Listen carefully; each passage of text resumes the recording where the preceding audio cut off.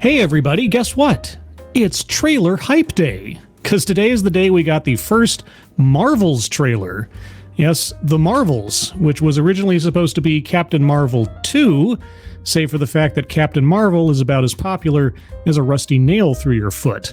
Yes, this is the, compromise project after the absolute failure to launch of Captain Marvel back in 2019 as a lead character in the MCU.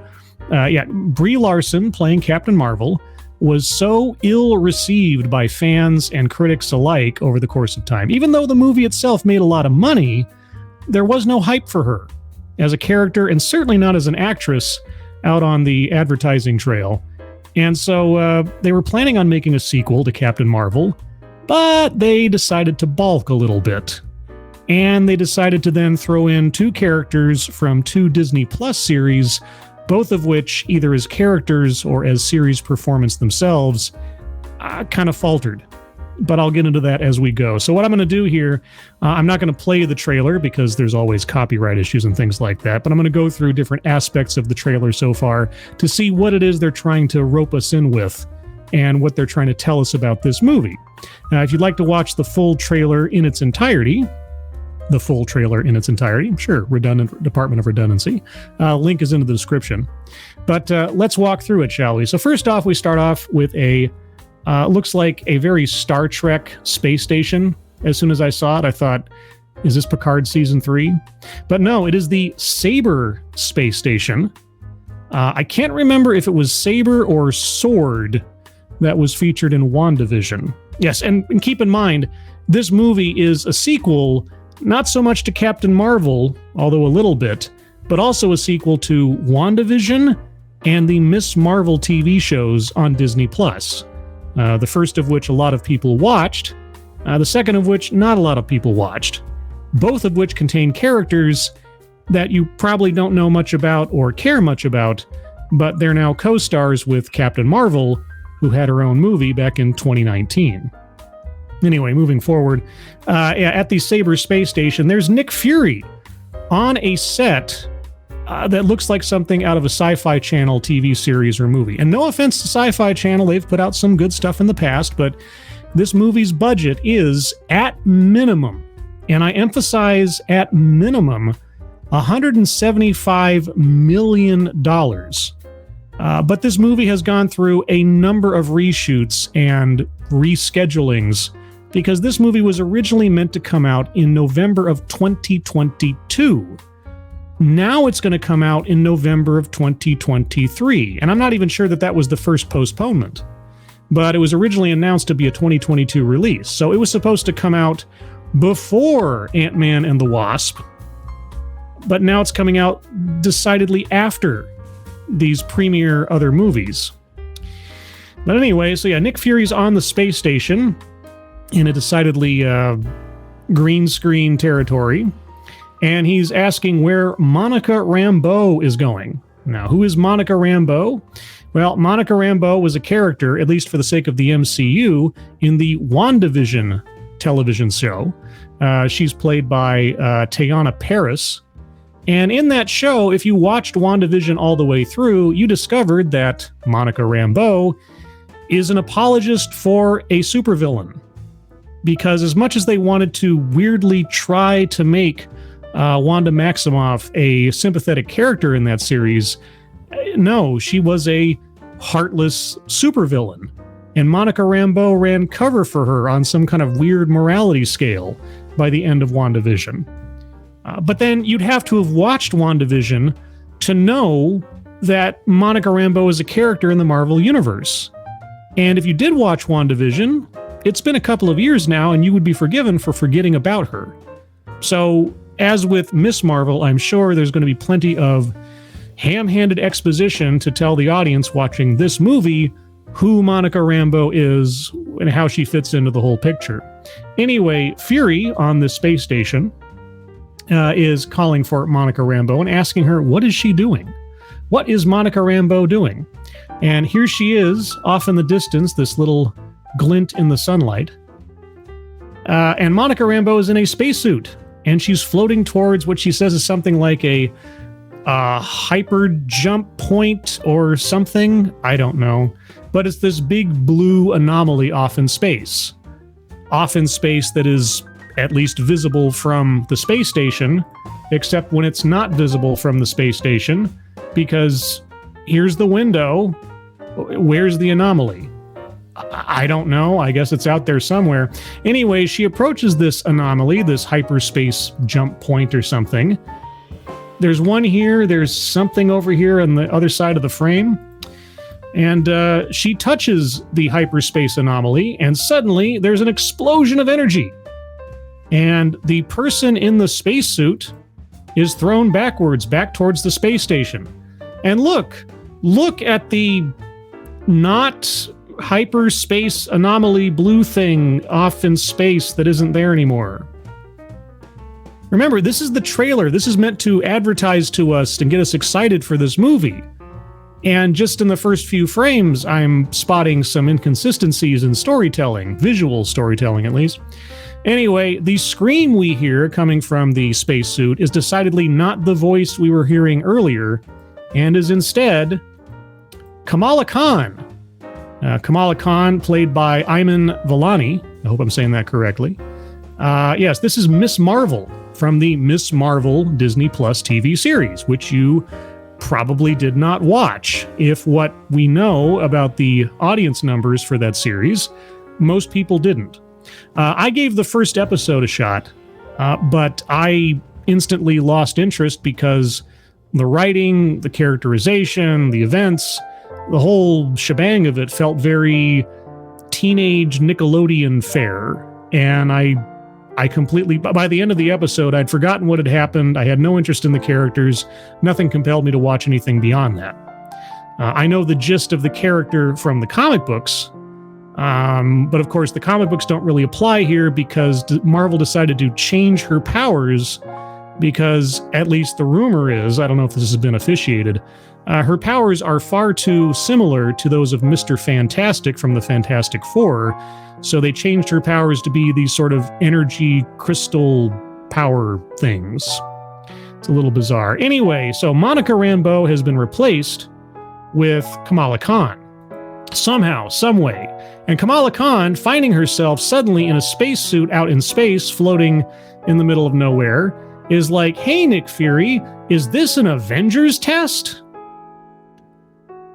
You know, I kind of like the idea at some point that Nick Fury was a secret agent, but now I guess he's as much of a public figure that she knows him on sight, knows his relationship with the Avengers, etc. But anyway, so where's Monica Rambeau?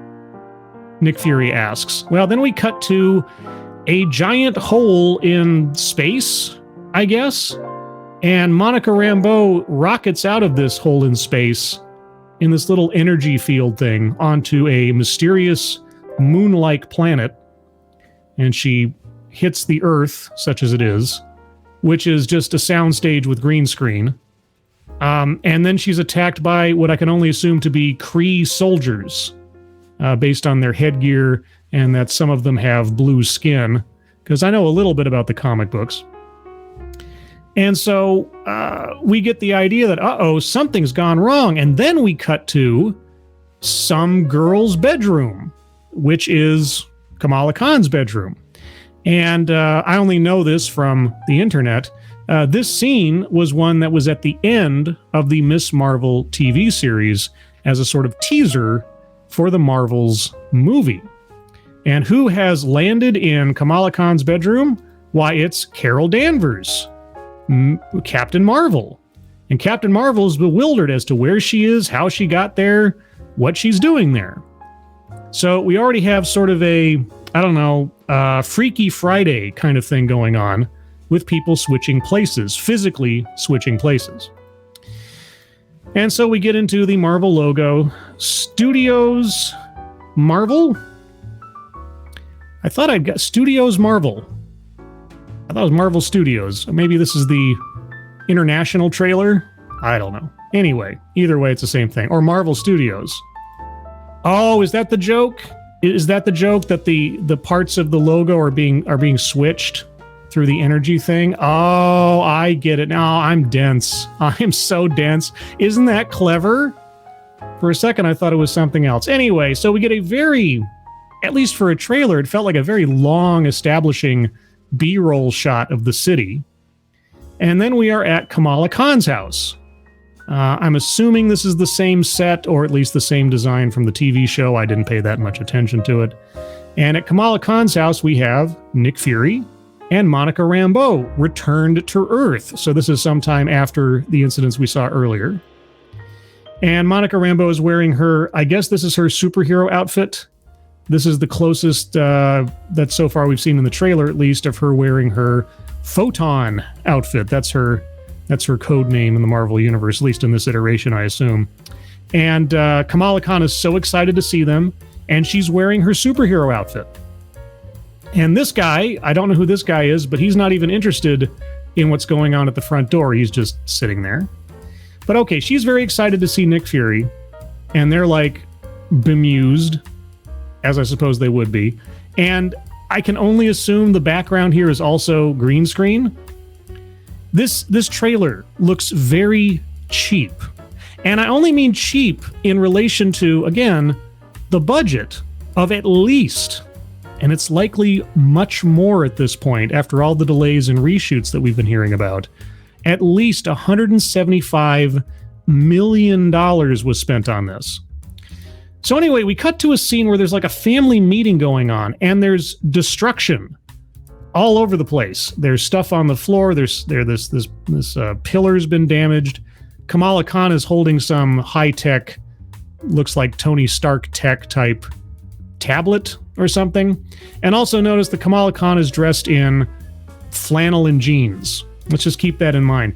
This trailer, as far as telling a story, is very schizophrenic, to put a word on it. So anyway, they're explaining something to the family, like, something's wrong. And we cut to Monica Rambeau with her eyes glowing purple, and this is some scene later on in the show, or contemporary to it, where she's being held at gunpoint by Kree soldiers of some kind. And we see a scene of her getting attacked in Kamala Khan's living room. And the voiceover to this is Monica Rambeau explaining that she has powers over light in this instance. So the scene we just saw of them sitting in the living room happens, I assume, because the destruction is here, but not here, right? That this happens first. There's some kind of fight. Kamala Khan changes out of her superhero outfit. Yeah, so anyway, she fights the guys, and then Kamala Khan, she's like, oh, I can show you my powers. And they're like, no, wait, don't. And she suddenly uses her powers, and as soon as she does so, Captain Marvel appears in the living room.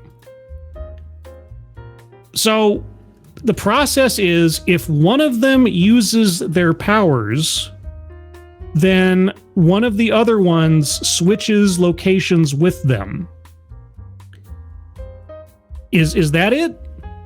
Why didn't Monica Rambeau just switch places with Kamala Khan in the living room at that point? I don't understand the process. Maybe the movie will explain. I don't know. But anyway, so Captain Marvel's now in the living room. She's standing there, and the mom asks, where is my daughter? And Monica Rambeau has apparently figured this out, and she says, she's wherever you were last, Captain Marvel. And Captain Marvel's like, uh-oh. And then Kamala Khan, at least for the trailer story, suddenly appears in this hallway, except now she's wearing her superhero outfit. So I'm assuming this is a switch of locations that happens somewhere else in the movie, unless Kamala Khan has some sort of automatic costume change gimmick that I don't know about for her character. Anyway, so she happens to teleport into a alien ship, a hallway that looks, again, soundstage territory. I think it's the same set or a similar one to at least one used in the Captain Marvel movie. It looks very familiar to me. It's been a long time since I've watched Captain Marvel, but there you go.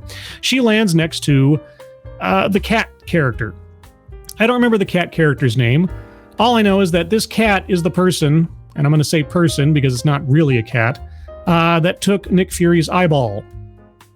Nick Fury's backstory used to be so mysterious and cool as to how he lost his eye, and then we found out in Captain Marvel that it was a cat that scratched it out of his skull. Except it's not a cat because it's actually an alien, and this alien is about to barf some of the worst CGI I have seen in a Marvel movie since, forever. Maybe Thor: Love and Thunder.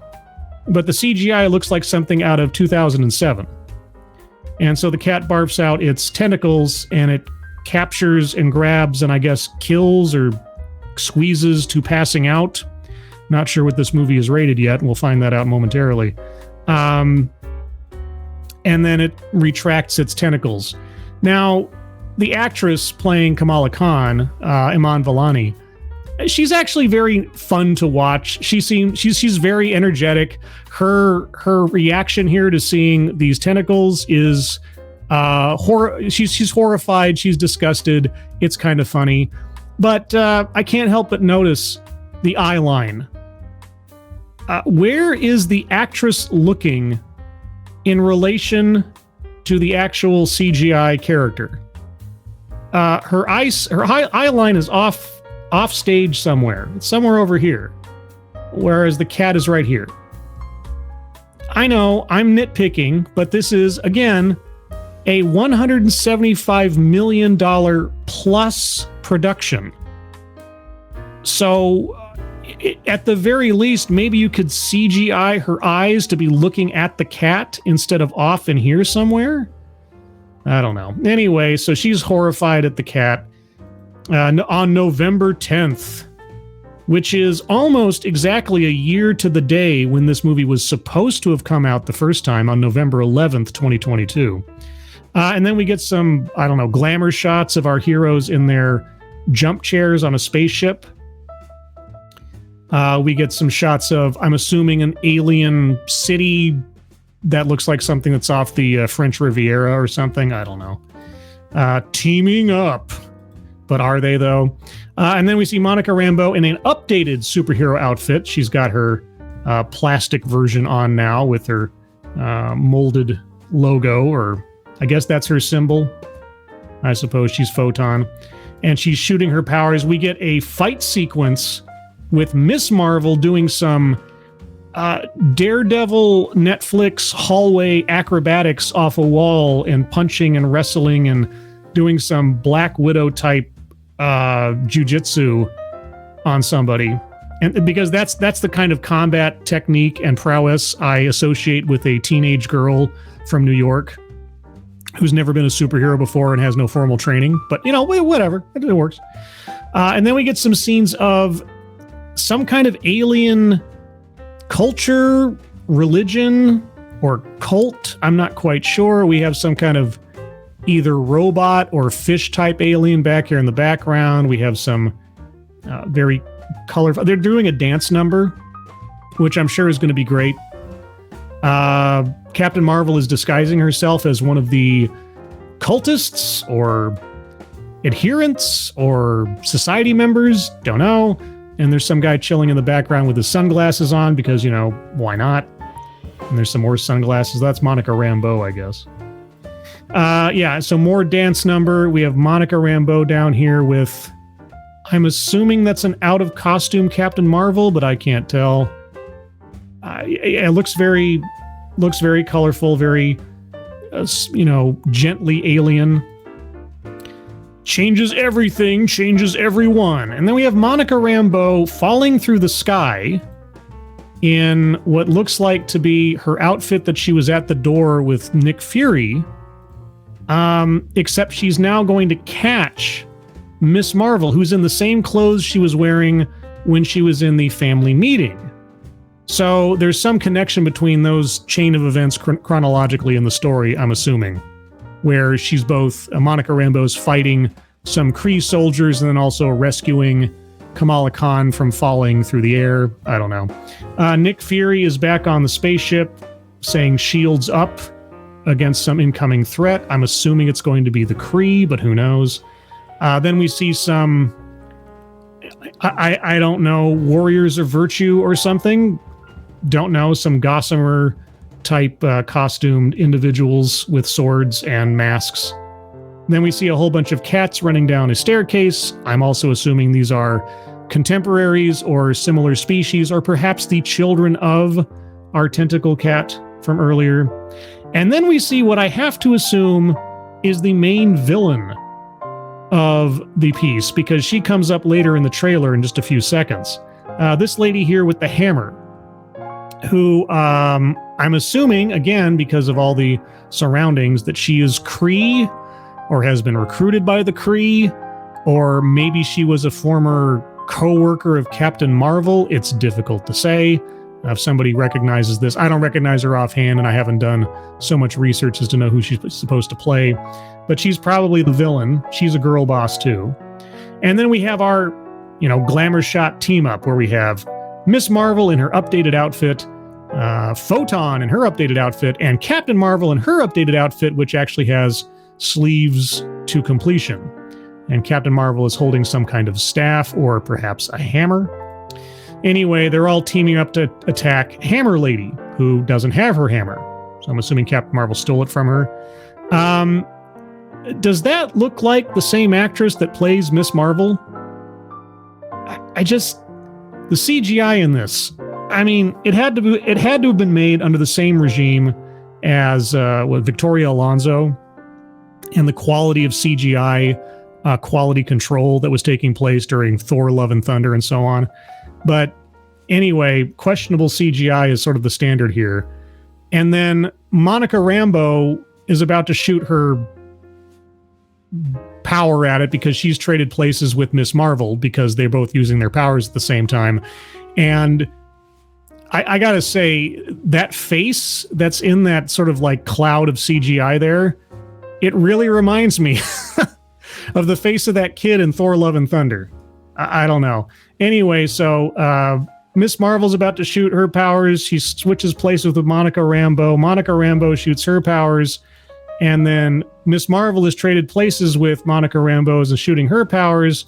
And then Captain Marvel comes in with the hammer in her hands to strike at the villain with her powers or not with her powers. Maybe she's not using her powers specifically to save another transfer of location. And then we cut to, again, you have to watch this for yourself. The dialogue and the writing, what little we are allowed to see of it, or hear of it, I should say, is so cringe and so, bad. But Miss Marvel asks, so, we're a team now? And Monica Rambeau's, no, we are not a team. And Captain Marvel's like, no, we are definitely not a team. Why not? I can't, it's difficult for me to imagine what kind of weird, forced, artificial conflict or friction they're going to have to write into this story to make these three characters not at least understand and or respect one another.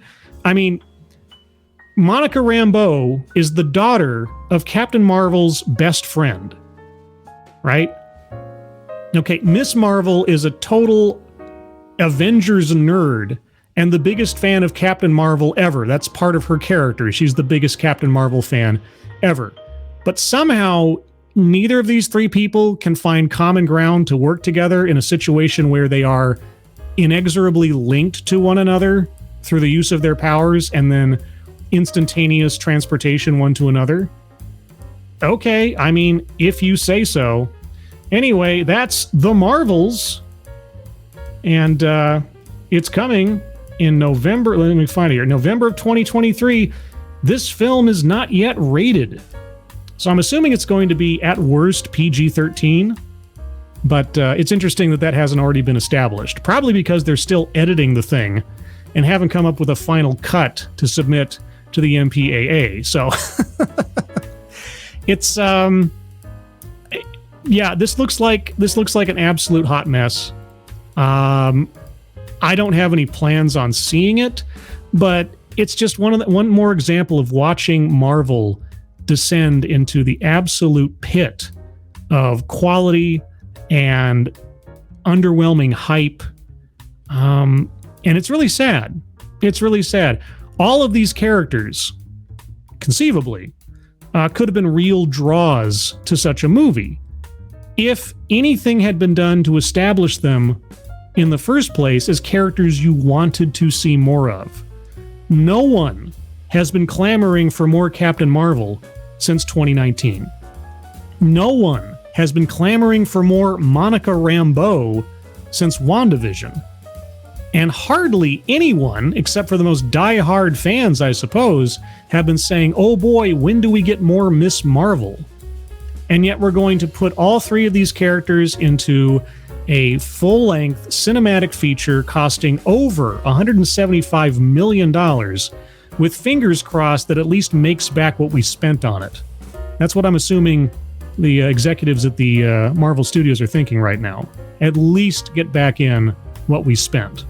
But here's the thing. $175 million at minimum. You put marketing on top of that, at least $100 million, if not more. And then there's the unknown amount of money spent on reshoots and God knows what else in the meantime. So this movie's probably going to have to make at least $500 million to break even. That's my guess. It might be more. It might be slightly less, but I'd be surprised if it was a whole heck of a lot less than $500 million. So I guess the question is, do you think from this trailer that this movie is $500 million worth of your attention? Let me know in the comments. This is a different kind of video. I'm trying the recording on StreamYard for once, instead of doing a live stream. If you like this kind of thing as well, let me know in the comments, or by hitting the like button. If you don't like this kind of thing, hit the dislike button. That'll tell me the same information. If you'd like to hear more from me, you can find me here Thursday nights at 6 p.m. Pacific, 9 p.m. Eastern for TED Excellence, where I watch off-brand TED Talks for entertainment and fun. I call it Funattainment. And then on Sundays at 8 a.m. Pacific, 11 a.m. Easterns, I do the Sunday stream. The stream I do on Sundays, because Sunday is the day to stream on Sundays, and where I talk about a thing I decide I'm interested in on a Sunday. What that is, I don't know till I get there. Neither will you. It's a surprise. Don't you like surprises? Either way, everyone, thank you so much for watching all the way through. Hope you all have a good rest of your day. Hope you are all safe and well. If you are not well, please get well soon, and I'll see you on the next one. Take care. Bye-bye.